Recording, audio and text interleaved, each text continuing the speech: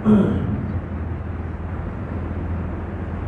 لله وكفى وسلام على عباده الذين اصطفى أما بعد فأعوذ بالله من الشيطان الرجيم بسم الله الرحمن الرحيم والسماء ذات البروج واليوم الموعود صدق الله العظيم.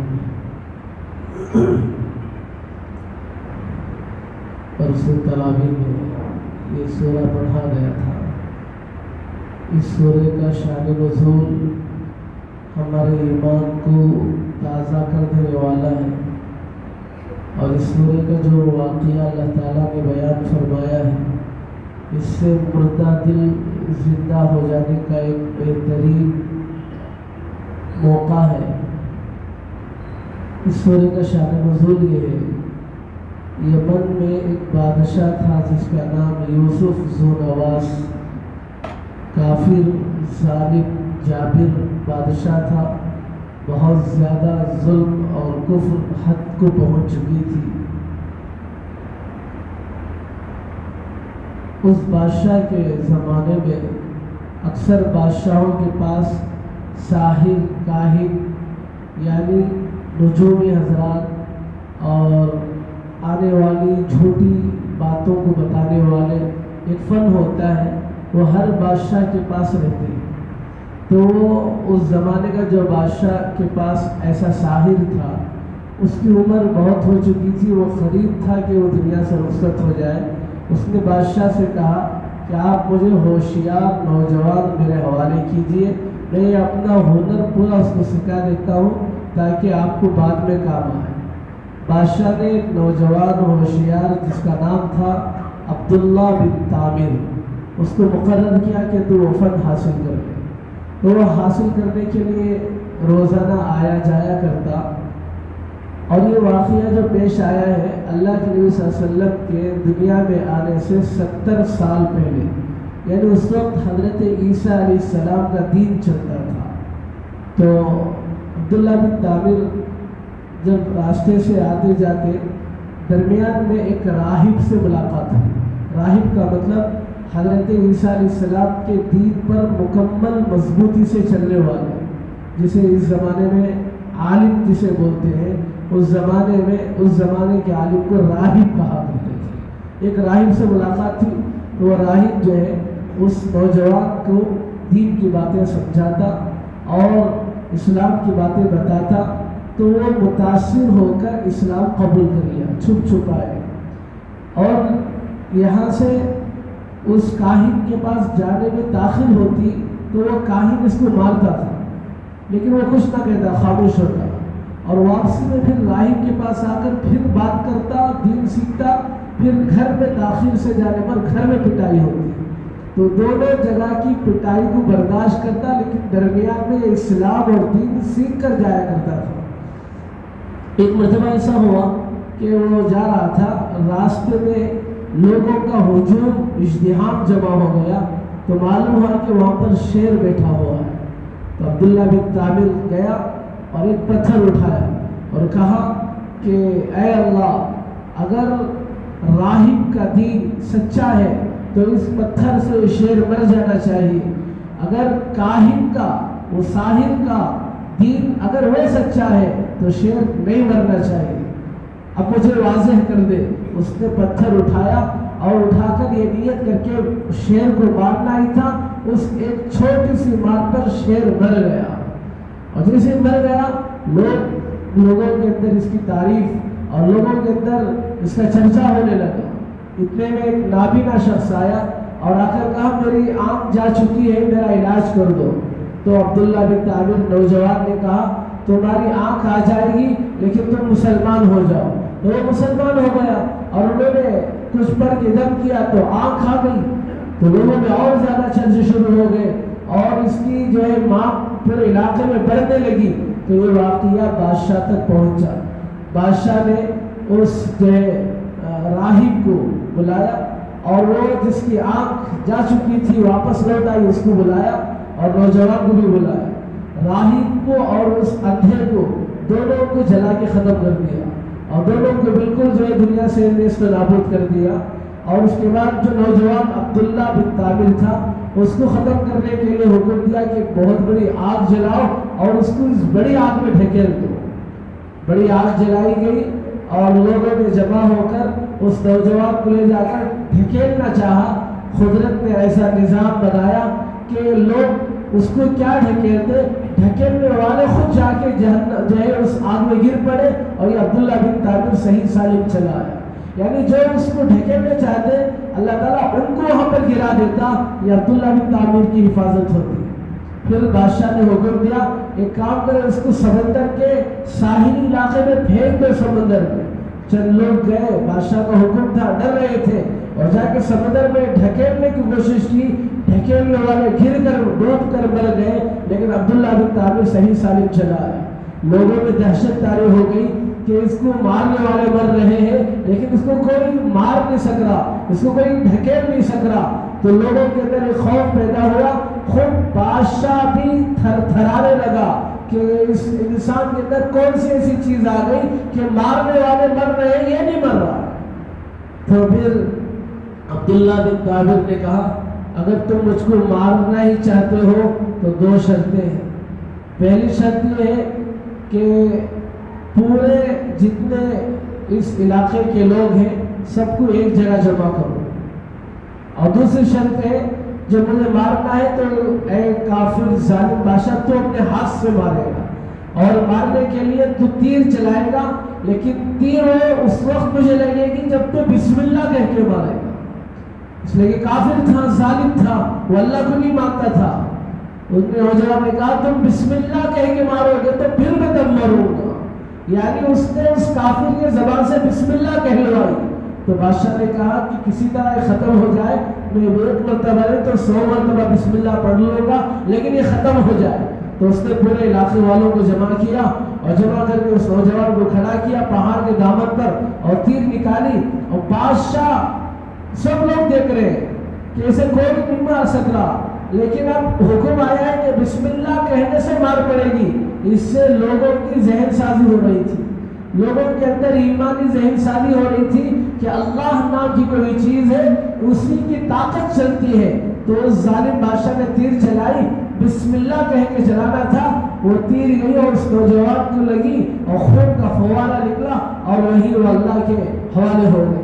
جیسے انتقال ہو گیا تو لوگوں نے دیکھا کہ اس کو کوئی نہ مار سکا، اور جو ہے بسم اللہ کے برکت سے اس کو مارا گیا۔ تو یہ بسم اللہ اللہ کے نام کے کوئی چیز ہے۔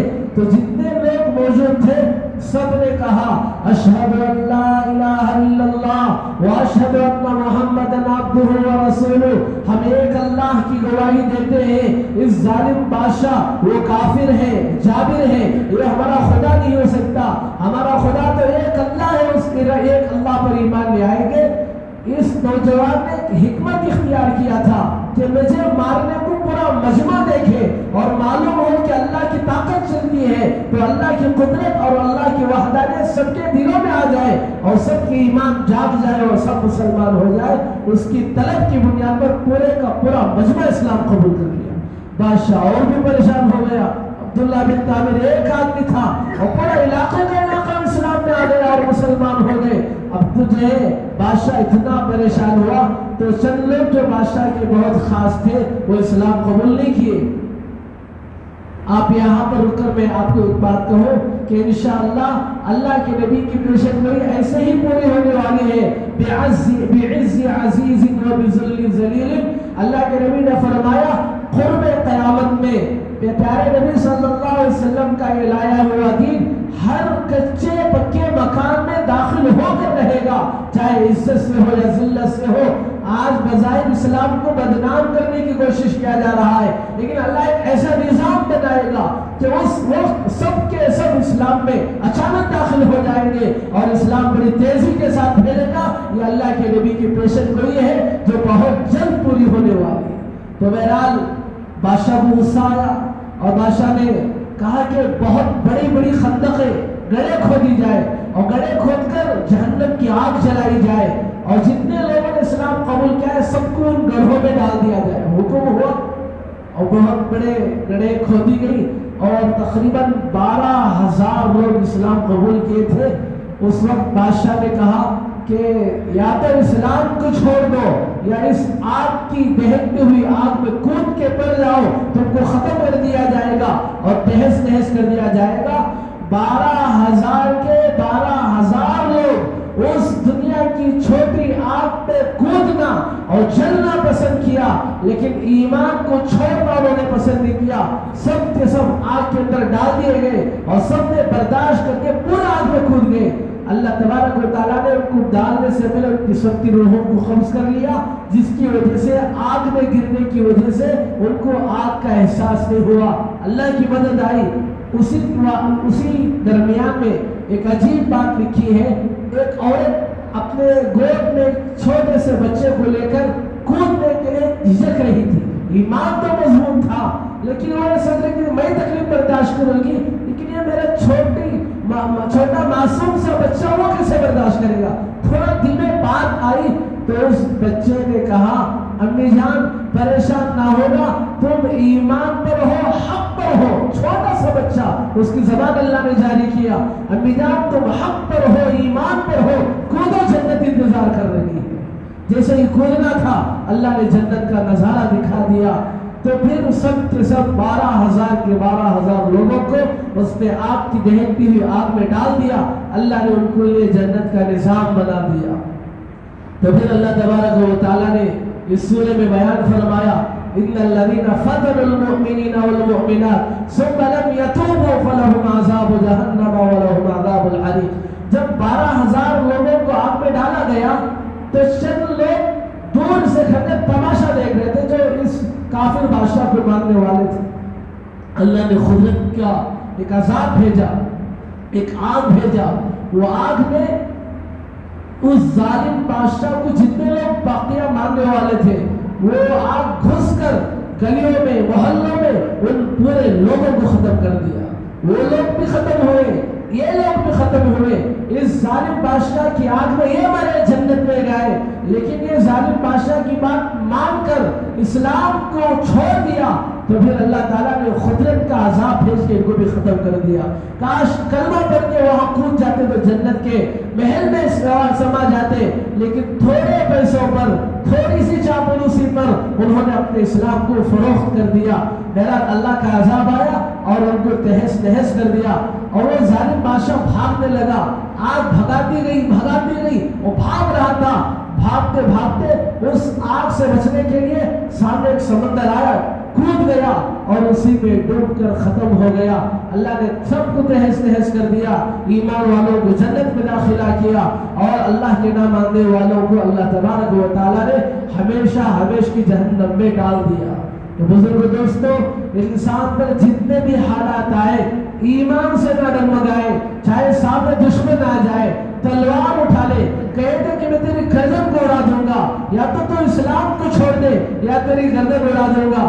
ہمارے دل کے اندر یہ جذبہ، یہ حمیت یہ پیدا ہونا چاہیے، میری ایک جان ہے، 100 جانیں ہو قربان کر دوں گا، لیکن میں اپنے اسلام کے ساتھ سودا کرنے والا نہیں ہوں، میں ایمان کا سودا کرنے والا نہیں ہوں، میں قرآن حدیث کو سودا کرنے والا نہیں ہوں۔ میرے سر کے اندر جتنے بال ہیں، ہر بال کے بدلے اگر جان ہوتی تب بھی قربان کر دوں گا، لیکن میں اسلام سے ہاتھ دھونے والا نہیں ہوں۔ میں اسلام کے لیے جو ہے اپنا سر کٹا سکتا ہوں، میں اسلام کے لیے سب چیزوں کی قربانی دے سکتا ہوں۔ یہ سبق آج کے زمانے میں میرے اندر، اپنے بیوی کے اندر، خصوصاً اپنے اولاد کے اندر پیدا کرنا ہر ماں باپ کے لیے فرض ہے، اس لیے کہ حالات بدلتے جا رہے اور اسلام اور مخالف دشمن طاقتیں اپنا پاور دکھا رہے ہیں۔ یہ تھوڑے دن کی بات ہے، جیسے چھوٹی سی بچی نے کہا امی صبر کرو، تم حق پر ہو، کودنے سے نہ ڈرو،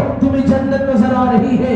یہی منظر ہے۔ اگر دشمن ہمیں آ جائے، ہم ایمان والے ڈرنے والے نہیں ہیں، ہمارے اندر ہمت اور حوصلے ہونا چاہیے، اس لیے کہ ہمیں اللہ کے نبی کی بات پر یقین ہے، اللہ کی بات پر یقین ہے۔ اللہ تعالیٰ ایمان والوں کو ضرور جنت اور جنت کے بالا خانوں میں داخل کرے گا، اور ذرا برابر ہم جو ہے جھجھائے جس کی وجہ سے اللہ تعالیٰ جہنم میں پھینک دے گا۔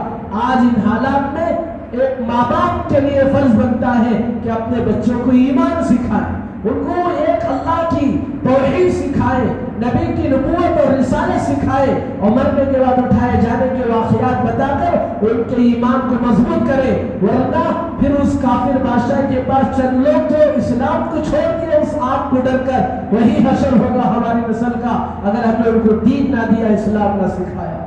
تو اس میں بہت ساری حکمتیں اور بہت ساری اللہ تبارک و تعالیٰ نے جو ہے نصیحتیں رکھا ہے سمجھنے والوں کے لیے۔ بس دعا فرمائے اللہ تعالیٰ ہم تمام کو اور ہماری تمام نسل کو ایمان پر جینے کی اور ایمان پر مر مٹنے کی توفیق عطا فرمائے۔